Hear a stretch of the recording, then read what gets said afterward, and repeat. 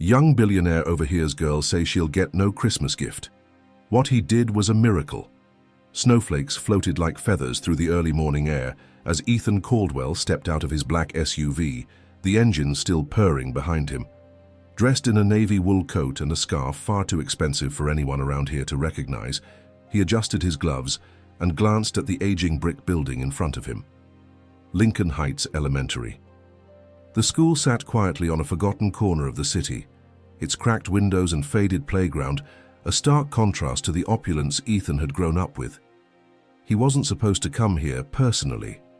His foundation had already arranged a modest Christmas donation, coats, books, and some tech supplies for the classrooms.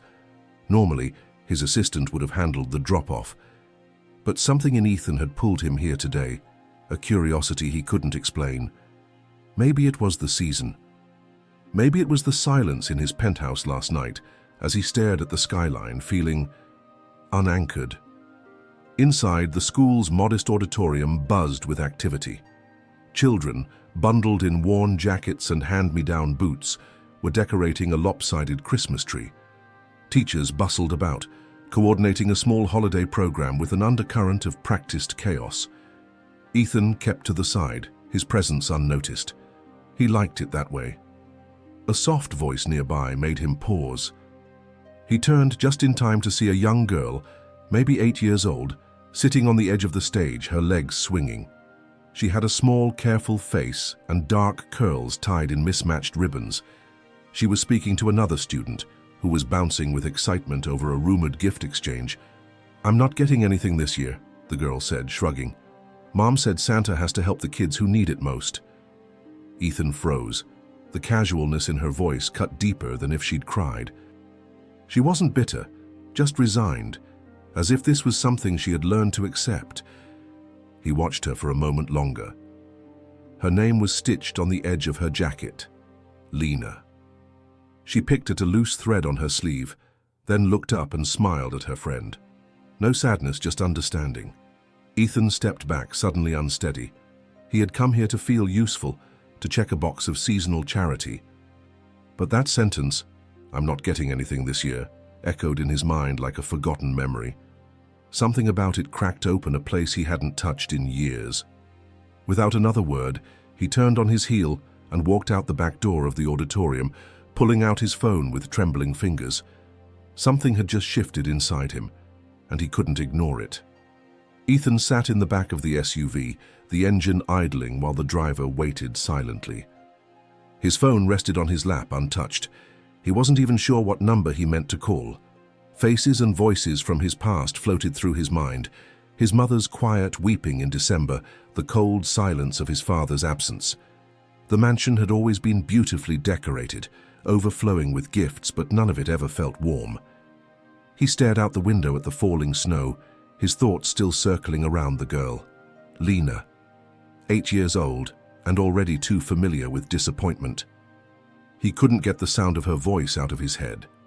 There was something in the way she had accepted her fate, not with bitterness, but with grace, that haunted him. He opened his phone and found the contact for Claire, the head of his charitable foundation. "Claire," he said when she answered, "I need you to stop whatever you're doing. I'm going to need trucks, fast." She hesitated. What kind of trucks? All of them. He was already calculating. Toys, decorations, food, heaters. Clothes. I want every kid in that school to feel like Christmas exploded around them, and I want it done before tonight. A beat of silence. Tonight? Ethan, that's... I don't care how impossible it sounds. Use my name. Call in every favor. I'll cover the costs. Just make it happen. He ended the call and leaned back, his heart racing not from stress, but from purpose. For the first time in months, maybe years, he felt alive. "Back to the school, sir?" the driver asked. "No," Ethan said, eyes narrowing with determination. "Take me to the toy district. I want to pick things out myself." He spent the next 3 hours racing through warehouses, showrooms, and supply centers, charming vendors and writing blank checks. Stuffed animals, bikes, board games, books. He pointed at everything he could imagine would light up a child's face. Word spread fast. When Ethan Caldwell, Tech genius, tabloid regular, and billionaire recluse showed up in person with a manic gleam in his eye and no budget cap. People moved. By mid-afternoon, box trucks were being loaded by the dozen, each one stamped with the bright gold star of the Caldwell Foundation. Ethan stood in the center of it all, snow falling around him as if the sky was celebrating. But beneath his growing excitement, a strange emotion tugged at him. He didn't just want to give Lena a gift. He wanted to see her smile. He needed to. He pulled out his phone and made another call, this time to the principal of Lincoln Heights Elementary. "I want to be there when the gifts are delivered," he said, "and I don't want the kids to know it came from me." "Yes, Mr. Caldwell," the voice replied, hesitant but grateful. "Just, make sure Lena gets hers first." The call ended, but his heart was only beginning to race. Back at Lincoln Heights Elementary, the atmosphere was shifting. The final school bell had rung, but dozens of children remained, buzzing with excitement as teachers prepared for the small holiday party that would take place before the break. In the corner, Lena helped tape paper snowflakes to the wall, balancing on a stool that wobbled with every move. Her teacher, Ms. Rayner, glanced at her fondly. "That's beautiful, Lena. You've got an eye for this stuff." Lena smiled, proud. "Thanks. I'm making the big one next. I want it to look like it's falling from the ceiling." Just then, the auditorium lights flickered. A hum of energy filled the air. Outside, the rumble of engines drew everyone's attention. Teachers moved toward the windows, and one gasped. "What on earth?" A line of trucks was pulling into the school lot, one after the other, each more colorful than the last. The sides bore cheerful holiday designs, and from inside, volunteers dressed as elves, and reindeer began hopping out, carrying armfuls of packages. The children rushed to the windows. Lena stood on her toes to see, her eyes widening as the first truck doors opened and bright red bikes began to roll down ramps. Principal Vaughan entered moments later, trying and failing to hide the astonishment on her face. "Everyone, please stay calm. We've just received a very special surprise." Teachers began ushering students into the gymnasium. Tables had been hurriedly set up with treats, cocoa, and decorations. Volunteers streamed in with boxes wrapped in shiny paper, setting them in piles according to size and color. In the back, concealed behind a row of curtains, Ethan watched it all unfold. He wore a simple coat and a knit hat pulled low. No one recognized him, just as he'd planned. But as the laughter and gasps of joy filled the room, he felt every second of it in his chest. Then he saw her. Lena entered hesitantly, her eyes wide and shining. She clutched the sleeves of her coat as she turned slowly, taking it all in. When a woman in elf ears approached her and handed her a gift with a golden bow and her name printed perfectly on the tag, she didn't take it right away. "This is for me." "It sure is," the woman said kindly. "Merry Christmas, Lena." The girl held the box as if it were made of glass. Her lips trembled. Then suddenly she turned and ran, not away but toward the edge of the room where she knelt and hugged the present tightly to her chest. Ethan's throat tightened. He took a step forward, drawn instinctively. But just as he moved, Lena looked up, and for a moment their eyes locked. He froze. Her face, her eyes. There was something achingly familiar. Ethan stepped back behind the curtain, his pulse pounding. That look, it wasn't just emotion or surprise. It was recognition. But how could that be? He didn't know this girl, and did he? He tried to shake the thought, but it clung to him like a shadow. He forced himself to focus. This wasn't about him. It was about the children, about giving them a Christmas they would never forget. Still, as he watched Lena wipe her eyes and join her classmates with the gift cradled in her arms, something deeper stirred in him. Claire called his phone. He stepped into the hallway to answer. The media caught wind. "Word's getting out fast," she said. "People are calling this a Christmas miracle. Everyone wants to know who's behind it." "Let them wonder," Ethan replied. "This wasn't for headlines." Claire hesitated. "You okay?" He looked through the small window in the auditorium door. Lena was now laughing, surrounded by a group of kids trying to guess what was in each other's boxes. "I'm not sure," he said softly. I think I need to find out more about her. About Lena. Why? Because I think... He paused. I think I might have known her mother. The memory was foggy, but undeniable. Years ago, before the wealth, before the boardrooms and investors, there had been someone. A girl named Marissa. They were young. It was brief, but intense. And then she vanished, moved away without warning. He never found out why. Ethan ended the call and returned to the gym. The energy was electric. Gifts were being opened, music was playing, and teachers were crying tears of joy. But his eyes were locked on Lena. He moved carefully, avoiding attention, until he saw a woman across the room. Early 30s, hair pulled into a tired bun, watching Lena with a soft smile and a heavy kind of love in her eyes. Marissa. The name snapped into place. Time had worn on her, but her presence hadn't changed. She wore a modest coat and had a weariness about her, but when she looked at her daughter, everything in her softened. Ethan's breath caught. That was her, and Lena. Could it be? He approached slowly. Excuse me, he said. Marissa turned, puzzled. Yes? His voice failed him. You probably don't remember me. I'm Ethan Caldwell. The color drained from her face. Her eyes widened in disbelief. Ethan, she whispered. He nodded. For a moment, neither spoke. Then she glanced instinctively toward Lena, her body shifting protectively. Why are you here? I didn't know. I didn't know you were here. I didn't know about her. Marissa's lips parted, but no words came. Her eyes shimmered with unspoken truths. And then, softly, she said, You were never supposed to find out. The words hit Ethan like a gust of winter wind. He stared at Marissa, stunned, his mind racing to catch up with the implications. You were never supposed to find out.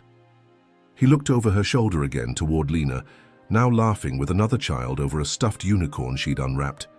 His chest tightened. She's mine, he whispered. Isn't she? Marissa didn't answer right away. Her eyes flicked to the door, then to the floor. It was clear she'd spent years rehearsing this moment, not for if it happened, but how to avoid it. And now here it was, impossible to escape. I didn't want to disrupt your life, she said quietly. You were already leaving. You had your world, your future. What was I going to do, call you and say, hey, surprise, and I'm pregnant? You could have, he said, his voice cracking. You should have. She blinked quickly, pain flickering in her eyes. You think I didn't want to? You think I didn't sit with the phone in my hand night after night? Ethan ran a hand through his hair, stepping back, overwhelmed. The noise of the party behind them felt suddenly distant, muffled. I missed everything, he said almost to himself. Her first steps, her first words, her whole childhood. I was 19, Ethan, Marissa snapped, her voice suddenly raw. And you were a rising star at MIT, already building the company. I thought I was protecting both of you. They stood in silence. I didn't come here to find this, he finally said. I came because I heard her say she wasn't getting a gift, and I couldn't walk away. Marissa studied him. That sounds like the Ethan I remember. He looked back toward Lena again. Can I talk to her? Marissa hesitated, then nodded. But don't tell her yet. Not today, please. Ethan understood. Everything had changed, but this moment wasn't about secrets or past mistakes. It was still Christmas Eve. He crossed the room slowly, kneeling beside Lena as she showed off her gift to another child. Hey there, he said gently. That's a pretty amazing unicorn. She looked up at him with wide eyes, then grinned. Isn't it? It's the best thing I've ever gotten. I'm really glad you like it. Lena tilted her head. Are you one of the helpers? The people who brought the gifts? He paused. Something like that. She leaned closer. My mom says people can be angels and not even know it. Ethan felt his throat close. He smiled through it. Your mom's a smart woman. And then, just as she turned back to her gift, she said something so simple it nearly undid him. I hope you come back next Christmas. It's nice when people care. He looked at her, the weight of lost years crushing his chest, and for the first time in a long time a single tear slipped down his cheek. The snowfall had thickened by the time the trucks departed and the last of the children were picked up by their parents, gifts clutched tightly to their chests. The school auditorium was quieter now, with only a few teachers and volunteers lingering to clean up the remnants of the evening's magic. Ethan stood near the exit, his hands shoved deep in his coat pockets, watching through the glass as Lena stepped outside with Marissa. The girl's scarf fluttered in the wind, and Marissa knelt to fix it, her hands gentle, maternal. A sharp ache pulsed in Ethan's chest. He was her father. The truth rang through his bones now, undeniable and powerful. She had his eyes. That had been the first thing he noticed, and her way of holding back emotion, only to let it out in quiet moments, that was him too. It was like seeing himself echoed in a softer, purer version. Marissa had kept this secret for 8 years. He wanted to be furious.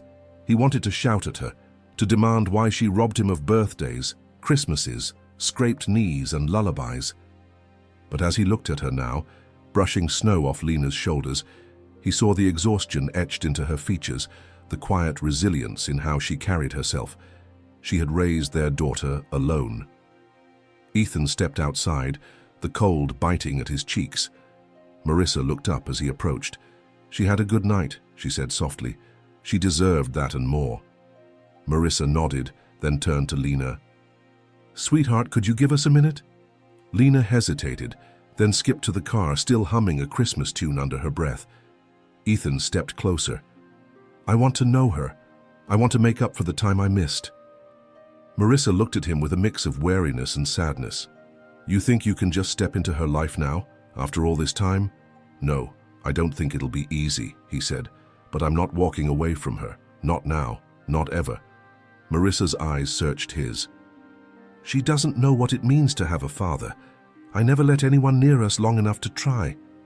"I don't want to confuse her," Ethan said, "but I want to be in her life, however you'll let me." For a moment, the only sound was the wind whistling through the parking lot. Then Marissa whispered, "She loves art, draws every night. I can't afford classes for her, but she's good. You should see her sketches." "Then I will," Ethan said. "I want to see everything. I want to know who she is." Marissa looked away, hiding the tears in her eyes. "We'll take it slow," she said finally, "but I won't shut the door. Not this time." And as Lena waved at them from the car window, Ethan realized something that nearly brought him to his knees. This Christmas he hadn't just found his daughter. He'd been given a second chance. The following morning the city was blanketed in white.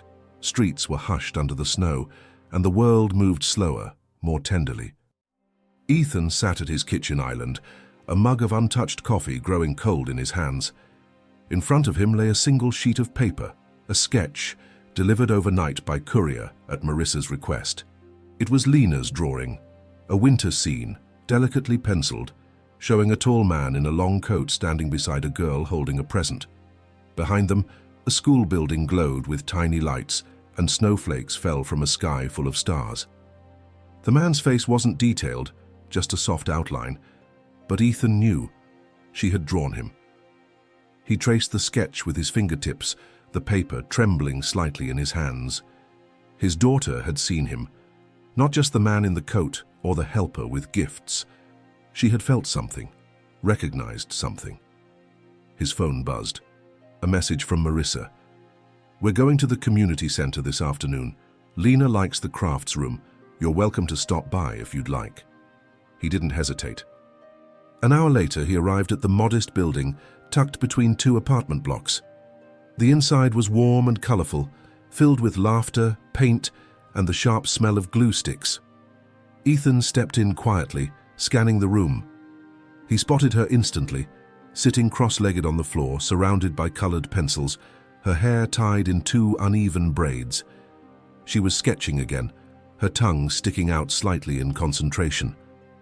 Marissa sat nearby, watching her with quiet affection. When she noticed Ethan, she gave him a small nod. He approached cautiously. "Hi," Lena looked up. "You came back." "Of course," Ethan said, smiling. Couldn't stay away from the best artist in the city? She grinned, then held up her new drawing. This one's me and my mom at the Christmas party, but I'm gonna draw the unicorn next. Can I draw with you? He asked. She shrugged, casual. Sure. There's extra pencils. He sat beside her, the floor hard beneath him, the moment surreal. They didn't speak much, just colored in silence side by side, but every second felt monumental.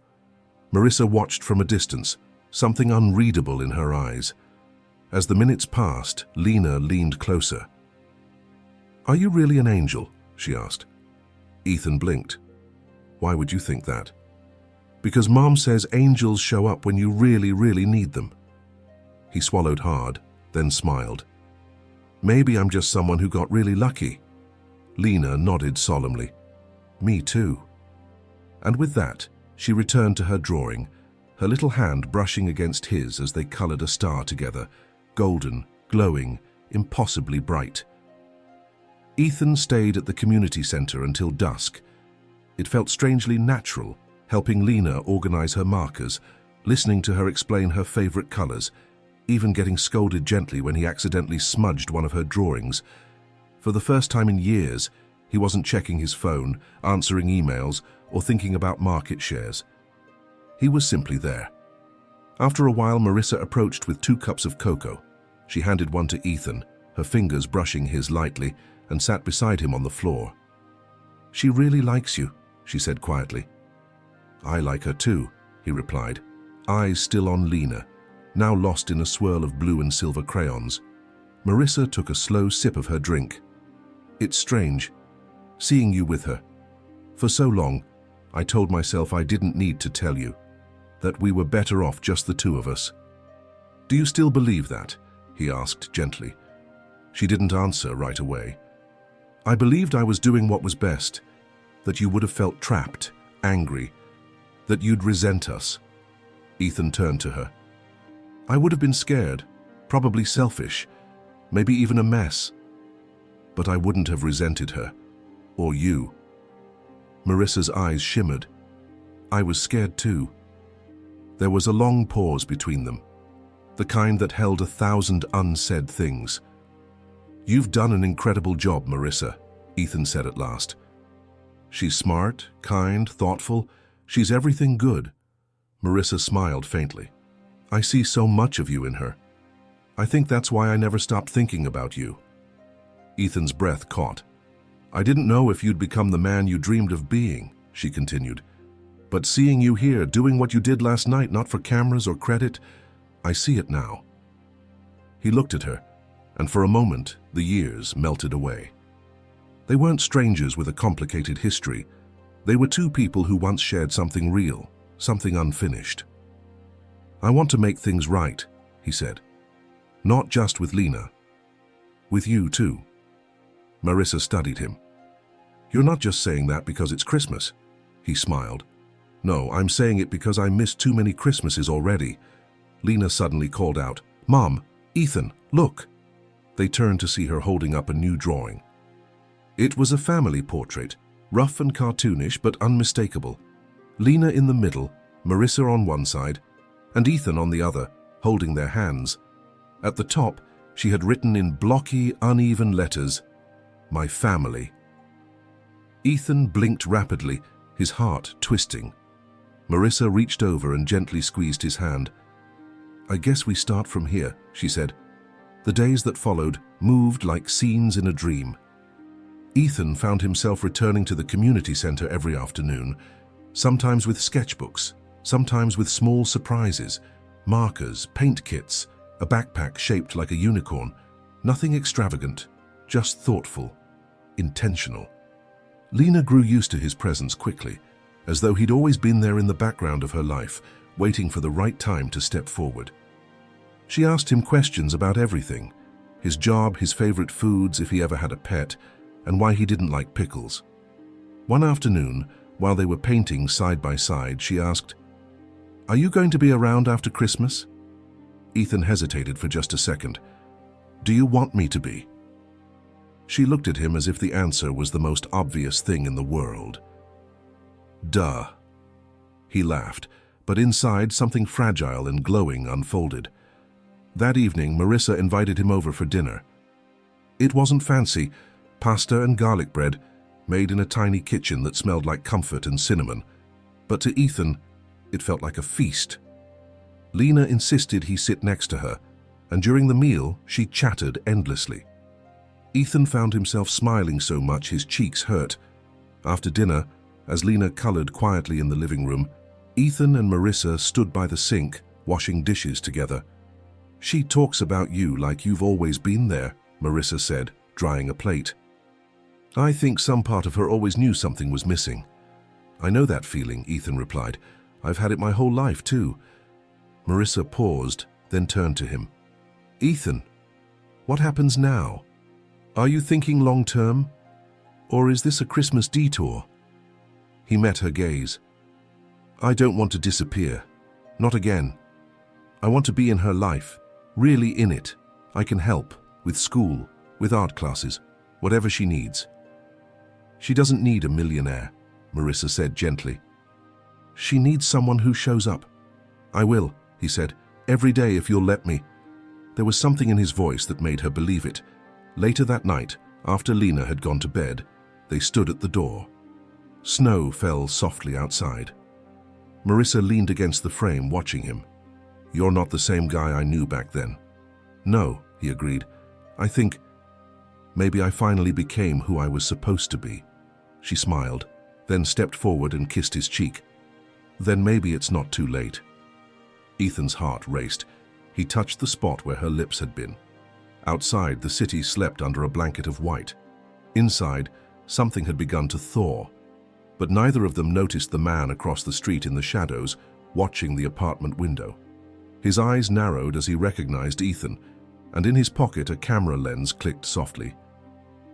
The next morning, Ethan awoke to his phone, vibrating relentlessly on the nightstand. Blinking against the early light, he reached for it and saw dozens of notifications, texts, missed calls, emails. He rubbed his eyes, confused, until one subject line stopped him cold. "Billionaire Ethan Caldwell's secret family?" Holiday surprise raises eyebrows. He sat up, heart thundering. With a sick feeling in his gut, he tapped the link. A glossy tabloid website loaded, splashed with a photo that punched the breath from his lungs.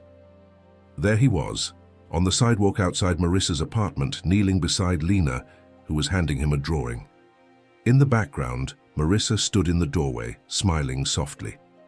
The headline blared, "Mystery Child, Holiday Angel, or Hidden Father?" Below it, lines of speculation, cruel insinuations, and out-of-context quotes filled the screen. His private moment with Lena, their delicate reconnection, their tentative trust, all of it exposed. His phone rang again. "Claire," he answered immediately. "Tell me this isn't happening." "It's everywhere, Ethan. Someone sold the photos, and now every outlet is picking it up." He stood, pacing the floor. "Marissa, Lena, they didn't ask for this. I know, but it's out now. We're doing damage control, but..." He hung up before she finished. Throwing on his coat, he rushed out the door. At Marissa's building, he found her sitting on the front steps, her face pale and unreadable. She held a copy of the same photo, printed crudely from a website.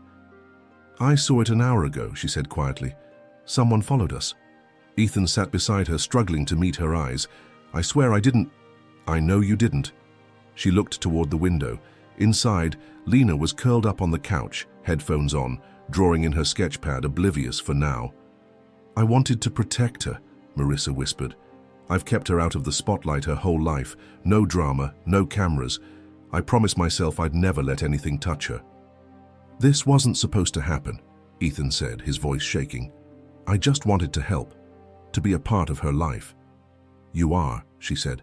"But now the world knows, and they won't leave her alone." Ethan clenched his fists. "I'll fix this. I'll make them back off." "How?" she asked, eyes flashing. "She's not just a name now.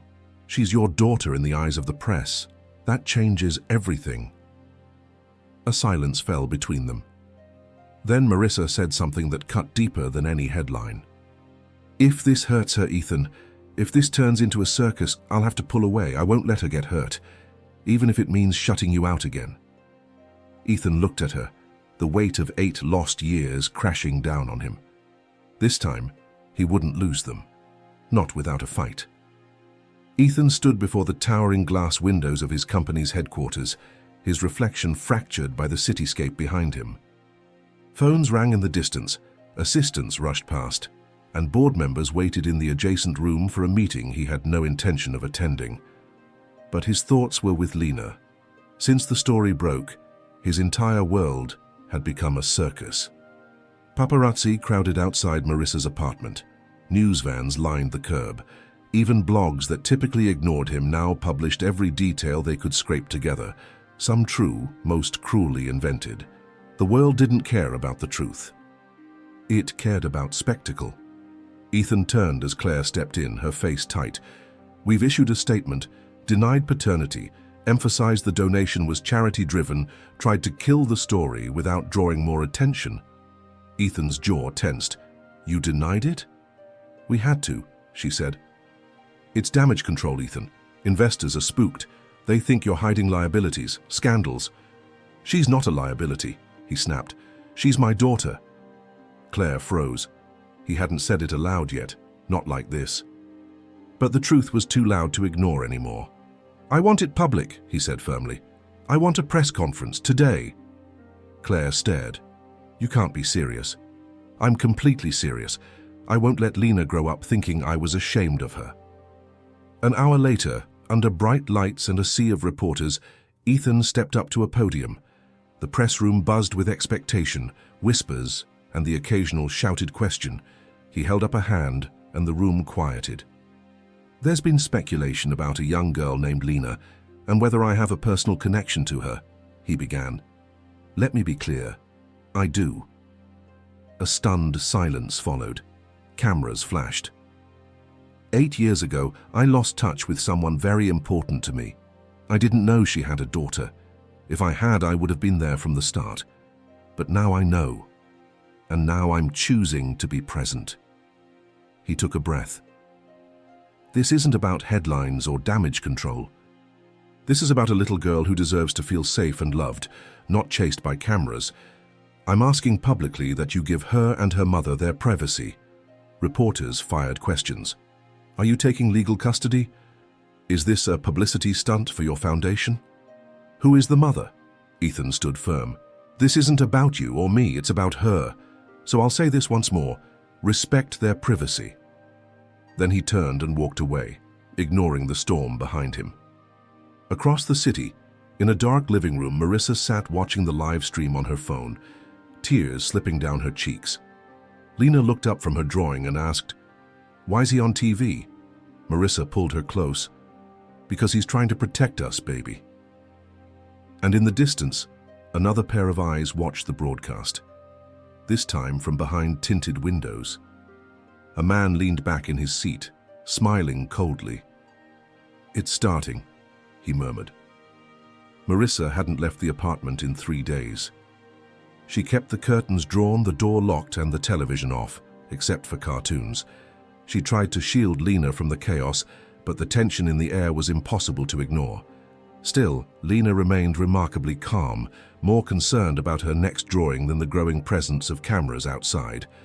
"Mum," she said one morning, clutching a crayon, "do you think Ethan will still come over?" Marissa looked at her torn.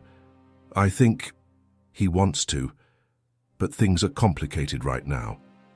Lena nodded solemnly, then returned to her sketch. "I hope he still wants to color with me." The truth was, Marissa wasn't sure what would happen next. Ethan's public acknowledgement had drawn massive attention. Half the media hailed him as a hero, the other half accused him of distraction tactics, rumors flying faster than she could keep up. But then, late that evening, a knock came at the back door.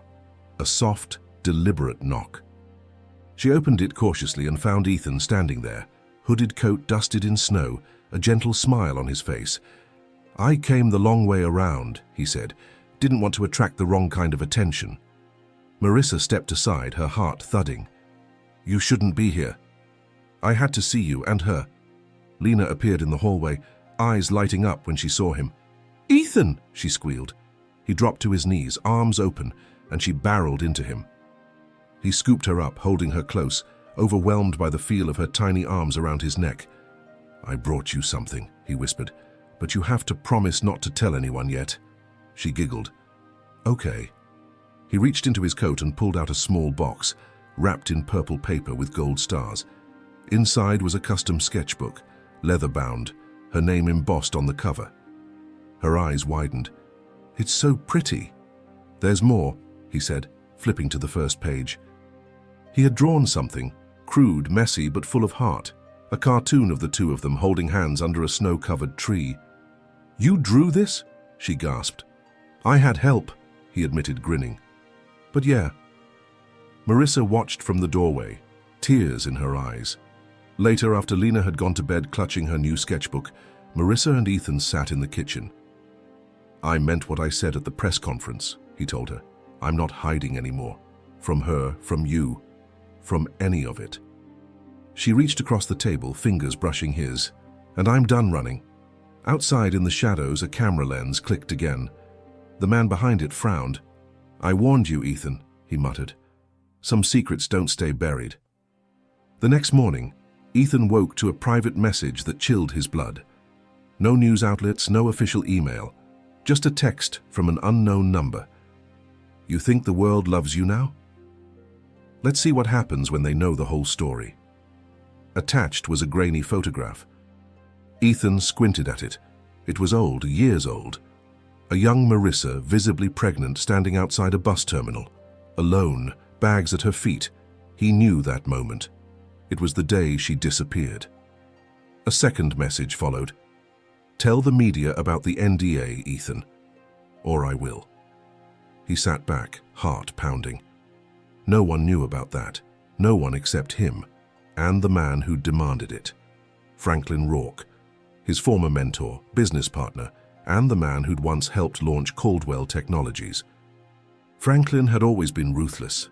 Ethan, young and desperate to secure funding, had signed more than a few deals without reading the fine print. One of those deals had involved Marissa. Ethan had been encouraged, no, pressured, to distance himself from her once the company went public. "Image is everything," Franklin had said. "Girlfriends get messy, especially ones who aren't from our world." At the time, Ethan didn't understand what Franklin had done, but now it was obvious. Franklin had orchestrated Marissa's disappearance, paid her off, maybe threatened her, maybe worse. Ethan's hands trembled as he picked up the phone. He called Claire. "I need you to pull every document from 2017 involving Rourke Capital and our legal team, especially anything with my signature and an NDA attached to Marissa's name." Claire hesitated. "Ethan, are you in trouble?" "I don't know yet," he admitted, "but I'm about to find out." By late afternoon, she had the files. Ethan combed through them page after page, his name, Marissa's, Franklin's, and there it was, a non-disclosure agreement signed 8 years ago. The language was sharp, unforgiving. A payment made to an anonymous recipient, clearly Marissa, and terms that demanded silence, total disappearance, and no contact. He stared at it in horror. He hadn't written the terms, but he'd signed them. His name was on the paper that had pushed Marissa out of his life. At that moment, his phone buzzed again. Another message. "You fix this, or I tell your daughter everything." Ethan's jaw clenched. He stood, burning with purpose. This wasn't just about scandal anymore. This was about justice, for Marissa, for Lena, and for the years they'd lost. Franklin Rourke had taken their past. Ethan wasn't about to let him take their future. By nightfall, Ethan was on the road, driving himself. No driver, no assistance. Just him, his thoughts and the file folder resting on the passenger seat like a loaded weapon. Franklin Rourke's estate loomed ahead, tucked behind wrought iron gates and surrounded by acres of curated silence. The same estate where Ethan had once celebrated the company's first million-dollar deal, toasted with champagne, and believed he'd found a mentor. Now he walked through its doors with fire in his veins. The butler recognized him instantly and opened the doors without a word. "Mr." Rourke is expecting you." Of course he was. Franklin waited in the grand study, leaning against a mahogany desk, cigar in hand. He was older now, grayer, but the smugness remained etched into his smirk. "Well, well," he said, "to what do I owe the honor? Come to thank me for saving your legacy all those years ago?" Ethan didn't speak. He tossed the file onto the desk. "You manipulated me. You paid her to disappear. You stole my life from me." Franklin didn't flinch. "I saved your company. You were on the edge of scandal. That girl, she was a distraction. You think you'd be where you are now if I hadn't intervened?" "She wasn't a distraction," Ethan growled. "She was the mother of my child." "And what would you have done back then, Ethan?" Franklin asked calmly. "Dropped everything for diapers and daycare? No. You would have destroyed everything you'd built. I made sure you stayed focused." "You made sure I missed 8 years of my daughter's life," Ethan snapped. "You broke something you had no right to touch." Franklin blew a slow stream of smoke. "And now what? You going to sue me? Go public? Risk everything to play the martyr?" "I'm not the one risking anything," Ethan said coldly. "You are. You forged a signature. You filed a fraudulent NDA. You paid off a single mother to vanish and threatened her if she didn't." Franklin chuckled. "You think anyone's going to believe that?" "I don't need them to," Ethan said. "I just need her to." For the first time, Franklin faltered. Ethan leaned in. "You're going to issue a public statement. You're going to admit that you acted alone, that you pushed her out without my knowledge, that you lied." Franklin laughed again, but it sounded forced now. "You've got no proof." Ethan smiled grimly. "Actually, I do." He slid a USB drive across the desk. Franklin picked it up, his fingers tightening. "That's a recording," Ethan said, "from earlier today. Of you, just now, admitting everything." "I had my phone on the whole time." The older man's expression changed. "I'll give you until midnight to release the statement," Ethan said, standing. "If you don't, I go live tomorrow. And when the world hears what you did, you'll be finished." He walked out without another word, and for the first time since the headlines broke, he felt like the father Lena could be proud of. At 11:58 p.m., Ethan sat alone in his living room, the city shimmering silently beyond the massive windows. His phone buzzed with a single notification, public statement issued by Rourke Capital. He opened it with trembling hands. The statement was short but unmistakably clear. In 2017, an agreement was facilitated between our office and a private party that in hindsight was a personal overstep. The action was taken without the knowledge or approval of Mr. Ethan Caldwell. We deeply regret the harm caused to those affected. Franklin Rourke's signature was at the bottom. It wasn't everything Ethan wanted.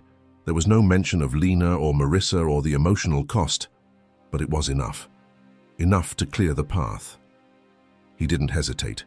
He grabbed his coat and keys. Across the city, Marissa was finishing up a cup of tea when the knock came. She opened the door to find Ethan, eyes tired but alive with something she hadn't seen before, relief. He stepped inside, handed her the phone, and let her read the statement for herself. When she finished, she looked at him in disbelief. He admitted it? "As much as he was ever going to," Ethan said. "I recorded everything. He caved fast when he realized I had leverage." Marissa sat down slowly, still processing. "So it's over?" "No," he said gently. "But the worst of it is..." She looked up at him. "Why did you do it? Why not just walk away and protect yourself?" "Because I already lost you once," Ethan said, voice thick. "And now I've got a daughter who thinks I'm someone who shows up. I won't let anyone take that away." Marissa reached for his hand. "You didn't just fight for her. You fought for me, too." He squeezed her fingers. "Always would have, if I'd known." From down the hall, they heard small footsteps.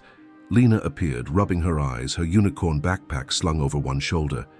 "Are we going somewhere?" Ethan asked, surprised. Lena blinked at them. "I had a dream you were taking us somewhere fun." "Like where families go," Marissa smiled. "That so?" Lena nodded sleepily. "Can we go tomorrow?" Ethan crouched beside her. Anywhere you want. Just name it. She beamed. Even the zoo? Even the zoo. She hugged him tightly, then padded back to bed, her tiny voice trailing behind her. Best Christmas ever. As Marissa leaned against the doorframe, watching Ethan watch their daughter, she whispered, "This isn't just Christmas anymore." Ethan turned to her. "No, it's the beginning." But far away, in a quiet newsroom, an editor stared at an anonymous email tip, one with pictures, voice memos, and a subject line that read, "This story isn't over." The first week of the new year brought a fragile peace. Ethan, Marissa, and Lena had begun something tentative, something real. Their days were filled with simple joys, pancake breakfasts, art projects spread across the kitchen table, and long walks through snow-covered parks where Ethan learned just how many questions a curious 8-year-old could ask in one afternoon. But peace has a way of trembling under pressure. Late one evening, after Lena had fallen asleep with marker smudges on her cheeks and a sketchbook open across her chest, Marissa stepped into the living room holding a tablet. Her face was pale. "You need to see this," she said. Ethan took the tablet and immediately felt his stomach drop. A new headline blared across a major entertainment site. "Billionaire's Christmas Miracle Built on Lies. Insider Leaks Audio. Documents alleging Ethan Caldwell knew about payout in 2017. Attached was a heavily edited version of the audio from Ethan's confrontation with Franklin, chopped and rearranged to make it sound like Ethan had approved the deal, even orchestrated it. Below the headline, the article dripped with suspicion. Was the tech mogul's teary confession just damage control? Anonymous sources claim Caldwell signed off on the mother's silence and only returned when public sympathy became profitable. Ethan set the tablet down, a sick heat crawling through his chest. "Someone leaked it," he said, voice hollow. "They edited it to frame me." Marissa sat beside him, her arms crossed tightly. "Can we prove it was altered?" "I can," he said. "But not before the public sees it first." That night his phone exploded with calls. Reporters, investors, even board members. A message from Claire simply read, "We need a new strategy. Fast." But Ethan wasn't thinking about strategy. He was thinking about Lena, about the moment this story reached her school, the cruel questions, the confused looks. He turned to Marissa. "I won't let her get hurt." "I believe you," she said. But belief won't shield her from the noise. He knew what had to be done. The next day, Ethan walked into the headquarters of Caldwell Technologies and called an emergency press conference. He stepped up to the podium, holding the original full-length recording in his hand. "Some of you have seen a new report suggesting I knew about a payout made in 2017, he began, his voice steady despite the storm inside. "That report is false. The audio it relies on was manipulated." He lifted the flash drive. "This is the full unedited conversation. It will be released publicly today. You'll hear the truth, that I was misled, that I signed something I didn't understand, and that I took responsibility the moment I learned the truth." He paused. "But this story isn't about documents or dollars. It's about a girl named Lena, and the people who would do anything to keep us apart. That ends now." He walked off the stage, ignoring the shouting press. This time, he wasn't walking into a storm. He was the storm. The full recording went live within the hour. Ethan made sure it was hosted on every platform, YouTube, news sites, even his own company's homepage. In it, Franklin's voice was clear, unmistakable, his arrogance, his manipulation, and most importantly, his confession. "You would have destroyed everything you'd built. I made sure you stayed focused. She was a distraction. I made sure she disappeared." And then, Ethan's calm, measured response. "You stole my life from me." Within minutes, the tide began to turn. Comments flooded in. The media, which had so eagerly torn Ethan apart, began scrambling to adjust their coverage. Articles were revised. Apologies trickled in from a few braver reporters. Claire called him just before noon. "You just flipped the narrative in under 12 hours. "I didn't flip it," Ethan said. "I corrected it." Meanwhile, in a small classroom on the edge of the city, Lena sat at her desk, coloring quietly, when a teacher stepped in and whispered something to the main instructor. There was a moment of confusion, and then the class was told it was time for an early recess. Lena stepped out into the hallway and found Marissa waiting with her coat. "Hey, sweetie," Marissa said gently.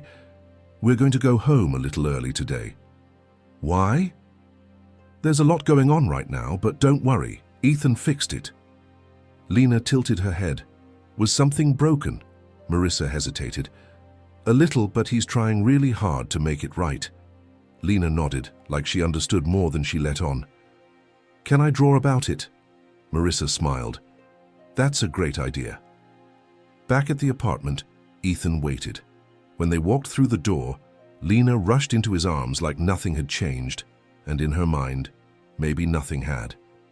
He was still Ethan, the man who brought her unicorns, listened to her stories, and laughed at her jokes. Later that evening, as she sat cross-legged on the floor with her sketchbook, she called out, "Ethan." "Yeah," he replied from the kitchen. "If someone tries to take me away again, will you fight for me?" He stepped into the room, crouched beside her, and met her eyes. "There's not a person in this world strong enough to take you away from me." She seemed to consider that, then nodded, satisfied. Marissa, standing in the hallway, felt something release in her chest. But far across town, Franklin Rourke was watching the video in silence, his phone ringing off the hook. He didn't answer. He poured himself a drink, downed it in one gulp, then smashed the glass against the wall. "This isn't over," he snarled. 2 days later, Ethan was back at the community center, kneeling beside a table where Lena and 3 other children were making snowmen out of cotton balls and glue. She had insisted he come, even promising to show him how to make the nose stay on without glue disasters. Ethan had no idea what that meant, but he came anyway, gladly. He was quieter than usual today, more introspective. The recording's release had cleared his name, but it hadn't erased the pain. And Franklin's silence since the exposure was unsettling.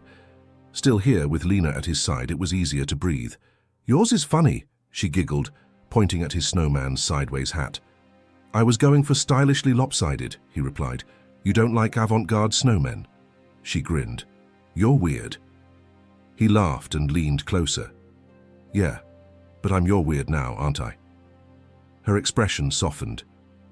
"Yeah, you are." Across the room, Marissa watched them with folded arms and a full heart.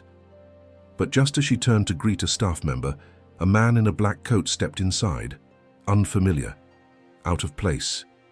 He moved with quiet precision, scanning the room, then locking eyes on Ethan. Something in Ethan's gut went cold. He rose slowly, meeting the man's gaze. "You're Ethan Caldwell?"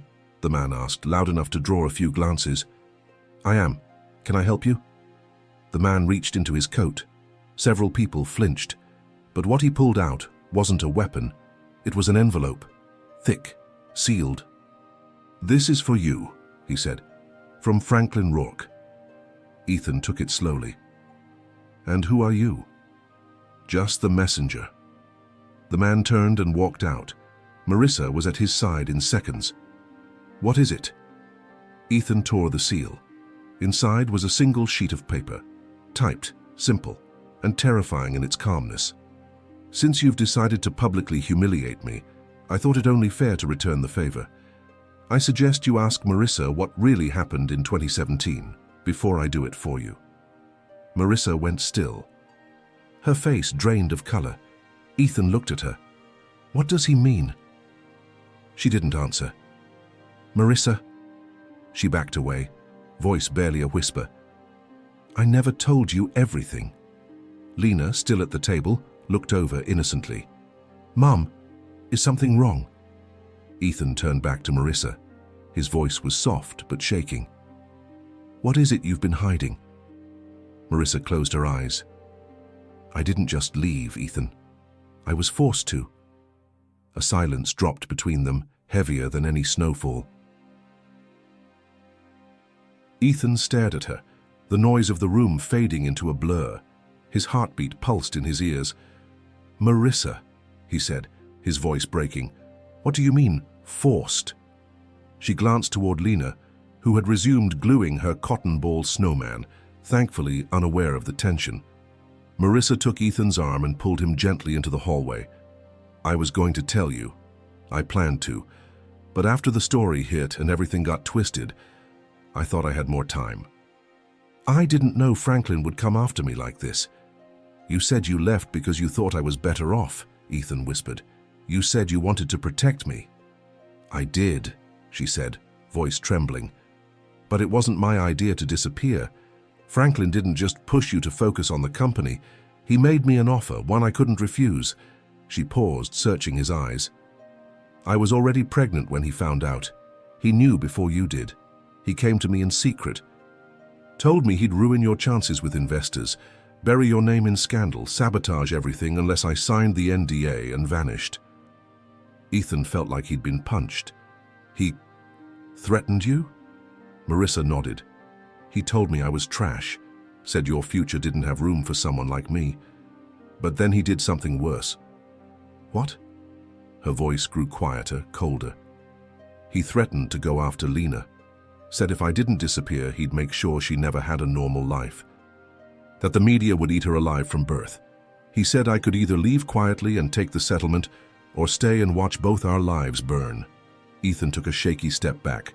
"You were 18, pregnant, alone. I was terrified." He closed his eyes. "You should have told me. I didn't think you'd believe me.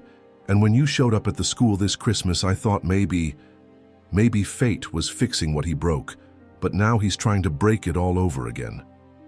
A heavy silence hung between them. Ethan looked down at the envelope again, Franklin's taunting words like poison in his hands.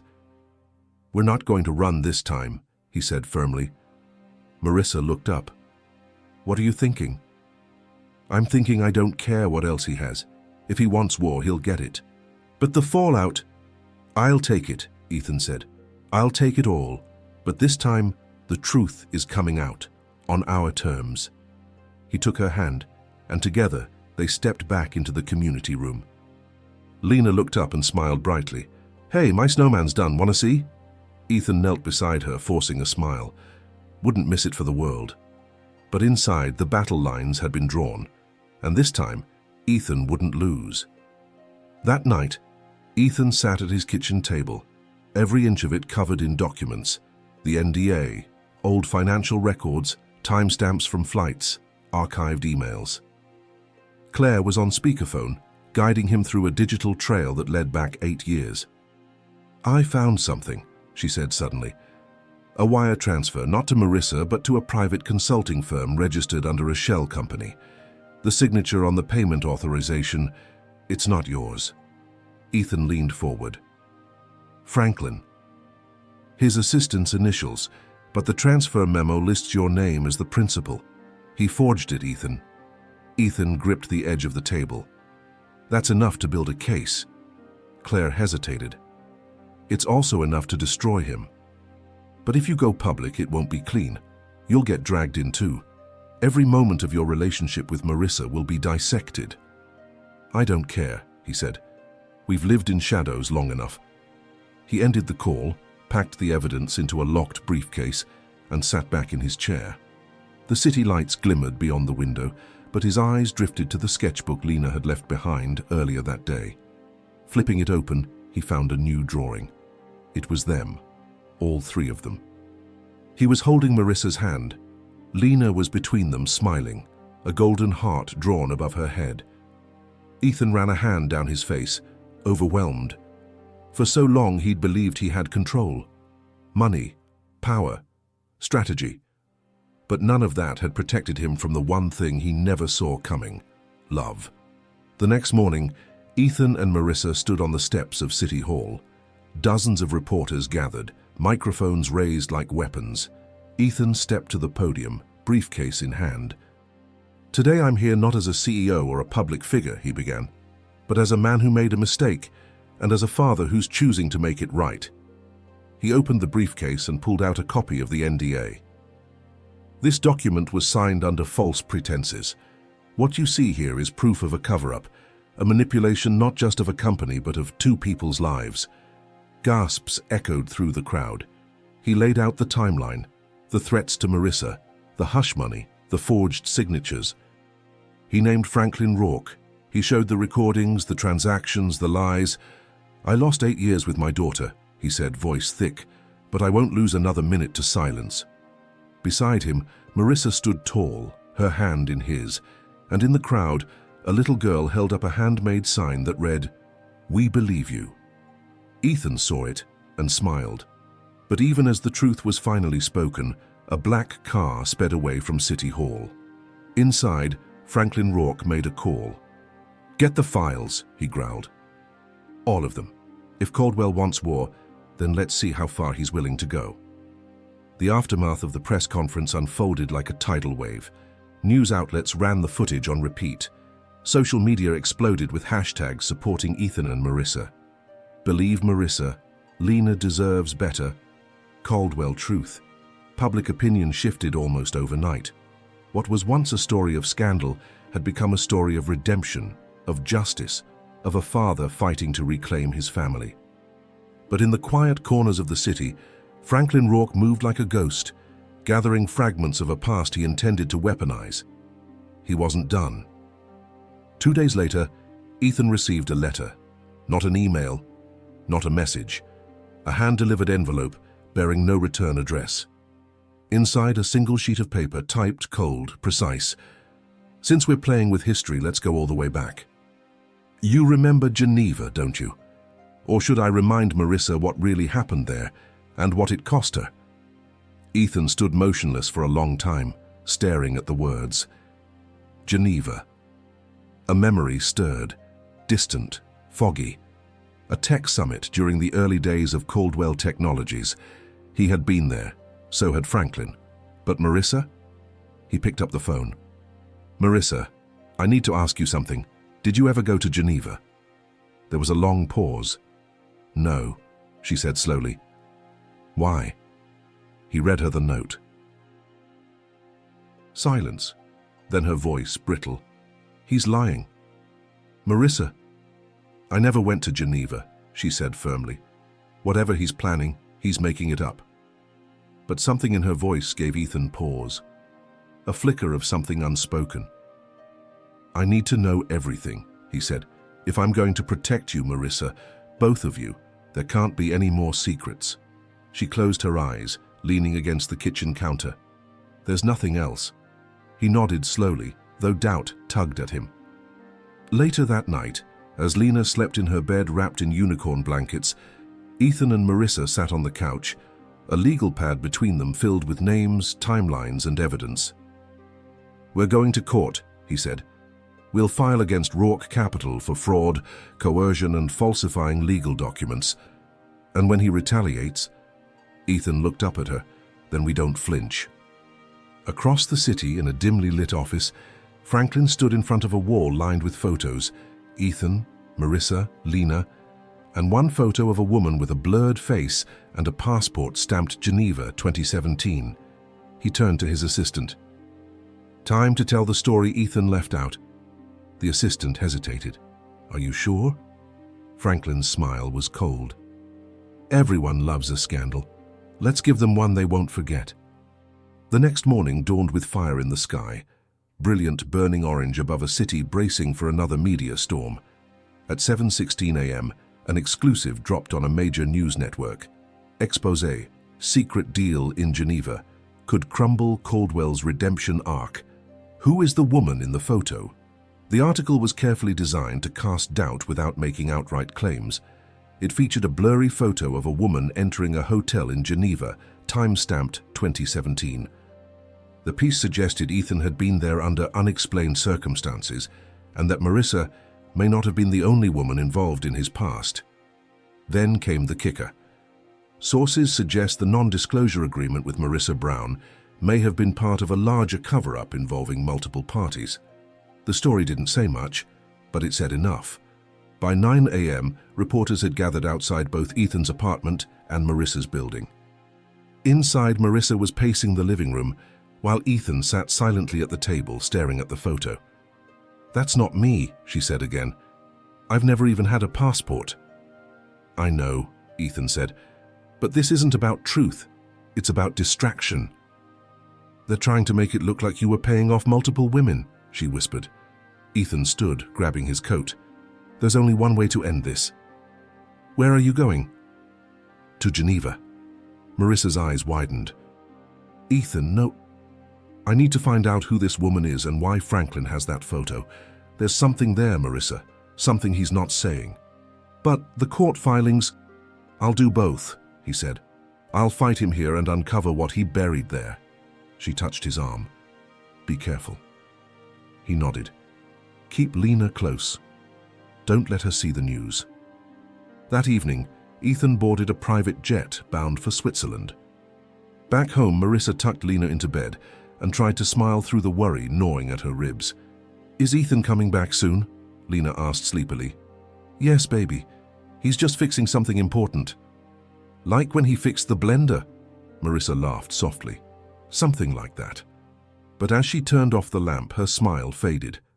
Meanwhile, Ethan landed in Geneva and was met by a discreet investigator Claire had arranged. They made their way to the hotel from the photo, a luxury spot near the lake. The receptionist confirmed it. Yes, Ethan Caldwell had stayed there in 2017. Yes, a woman had checked in with his reservation.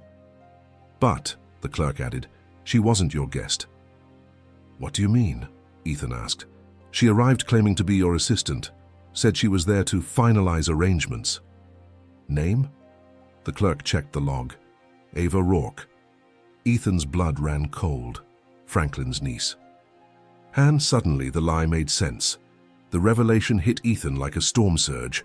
Ava Rourke, Franklin's niece. She had been at that Geneva summit, using his reservation, pretending to be his assistant. And now, 8 years later, Franklin was using that planted moment to smear him. Ethan sat in the hotel lobby, staring out at the frozen lake beyond the glass.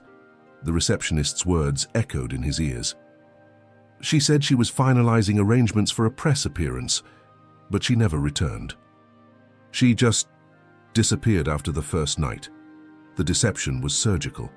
A woman connected to Ethan's name, a room under his credentials, just enough ambiguity to plant doubt, and now a weaponized photo with no context.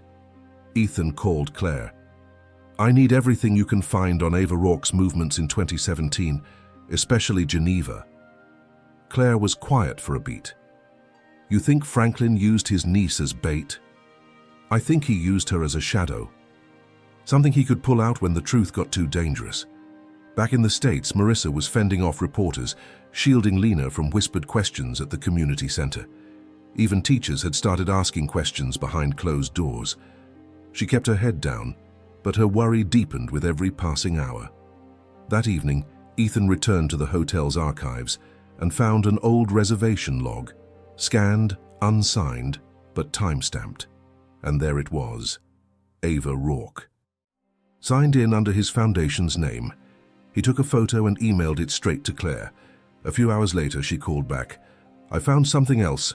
Ava was listed on a secondary account linked to Rourke Capital's internal PR team. She was paid that same month, but not through payroll, through a discretionary fund Franklin used for crisis management. Ethan stood, heart racing. They staged this, all of it. Claire didn't disagree. The media won't know what to believe. You need to tell the full story, all of it. Not yet, Ethan said. I need to talk to Ava first. He tracked her down within a day, living quietly in Paris now, far removed from the business world. She agreed to meet. They sat at a quiet cafe, the Eiffel Tower rising in the fog behind them. You know why I'm here, Ethan said. Ava didn't flinch. Yes. Why did you do it? She looked away. Because he asked me to. Because I owed him. Because I was stupid. Do you know what that lie did to my life? She nodded, tears in her eyes. And now he wants me to lie again. Ethan leaned in. Then don't. Help me stop him. Ava met his gaze. You'd better be ready to burn the whole empire down, Ethan, because if I speak, it all goes. Ethan didn't blink. Then light the match. Ava Rourke stood at the center of her small Paris apartment, arms crossed tightly as Ethan paced near the window, processing what she had just revealed. There was more, she said. Franklin didn't just want to hurt you. He wanted control over every piece of your future. Marissa was just one part of it. The NDA wasn't about silencing her. It was about keeping you manageable. Ethan's eyes narrowed. He thought I'd break if I ever found out. He never believed you'd find out, Ava said. And if you did, he planned to spin it so hard the truth would get buried in scandal. She walked to a drawer and pulled out a flash drive. This has everything. The fake bookings. The internal memos, my travel receipts, I kept it all. Ethan took it with reverence. Why? Because even back then, I knew someday I'd have to make this right. He nodded, jaw tight. You just did. Back in New York, Marissa was glued to her phone. When Ethan finally called, she answered before the first ring ended. I've got her, he said. She's ready to talk. Marissa exhaled. Then let's end this. Within 48 hours, a new press conference was called. This time, Ava Rourke stood at the podium beside Ethan, trembling but resolute. My name is Ava Rourke, she began, and I am here to admit the role I played in a long-standing campaign of lies engineered by Franklin Rourke to discredit Ethan Caldwell. She detailed everything: the Geneva setup, the false assistant identity, the forged signatures, the financial manipulation, the strategic silencing of Marissa. Then she paused. I was told to destroy a family before it even had a chance to exist, and I did. But now I'm choosing to rebuild that story with the truth. The room exploded with questions. Cameras clicked like rapid gunfire. Ethan stepped forward. You've heard enough lies. Now hear this. I will not allow my daughter to grow up in the shadow of someone else's greed. He turned to Ava. Thank you for your courage. After the conference, Ethan and Marissa returned home to find Lena waiting with a bowl of popcorn and a handmade banner that said, Truth wins. She tackled them both in a hug, then held up a new drawing of a castle with 3 stick figures standing tall in front of it. Is this our new home? She asked. Ethan smiled. That's the plan. But as they sat down to watch a movie together, a final headline flashed across the bottom of the screen. Federal investigation launched into Rourke Capital. Multiple executives subpoenaed, assets frozen. Ethan leaned back, holding Marissa's hand, and whispered, It's over. She smiled, resting her head on his shoulder. No, it's finally just beginning. Spring arrived like a quiet miracle. Snow melted into memory, blossoms unfurled along the sidewalks, and the world seemed to exhale. It had been 3 months since the final press conference. 3 months since Franklin Rourke disappeared from the public eye, disgraced, indicted, and under federal investigation. His empire, once untouchable, had crumbled beneath the weight of his own manipulation. But for Ethan, Marissa, and Lena, the real story wasn't about headlines anymore. It was about healing. They had moved into a modest brownstone on the edge of the park, not too flashy, not too distant. A place with creaky floors, soft light, and space for paintings, laughter, and growth. Lena's room was now her personal gallery. Her sketches covered the walls, unicorns, superheroes, and a surprising number of stick-figure families holding hands beneath rainbow skies. One quiet afternoon, Ethan sat beside Marissa on the back steps as Lena played hopscotch on the driveway, her braids bouncing with every jump. She's different now, Marissa said softly. She's free, Ethan replied. No more secrets around her, just love. Marissa turned to him. And you? He looked out at their daughter. For the first time in my life, I know exactly who I am. She smiled and leaned into him. It's been a long road. He nodded. But I'd walk it again, every step. Inside, a letter waited on the kitchen table. It was from a non-profit arts program offering Lena a scholarship, based on a sample of her drawings submitted anonymously. Ethan and Marissa hadn't told her yet. They were waiting for the right moment. Later that evening, as the 3 of them sat around the kitchen table, Ethan placed the envelope in front of her. What's this? Lena asked, tilting her head. Open it, Marissa said, smiling. Lena tore it open carefully, her eyes scanning the paper. Then her face lit up. Wait, they want me to go to art camp? Ethan grinned. They think your drawings are something special. She jumped from her chair, hugging both of them at once. Best family ever. As the sun set behind them, casting golden light through the windows, the brownstone was filled with the sound of laughter and the scent of paint and cinnamon. They had no more need for spotlights or applause. Their miracle hadn't been in a gift or a headline. It had been in a little girl's quiet words, spoken long before she knew the power of her voice. "I'm not getting anything this year," but she had. She got everything, and so did they.